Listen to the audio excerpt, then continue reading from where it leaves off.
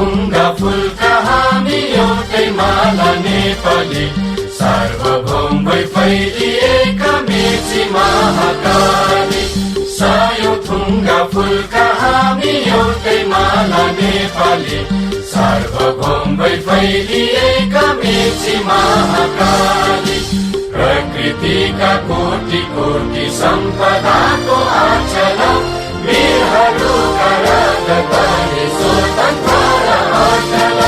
ज्ञान भूमि शान्ति भूमि तराई पहाड हिमाल, अखण्ड यो प्यारो हाम्रो मातृभूमि नेपाल। बहु जाति भाषा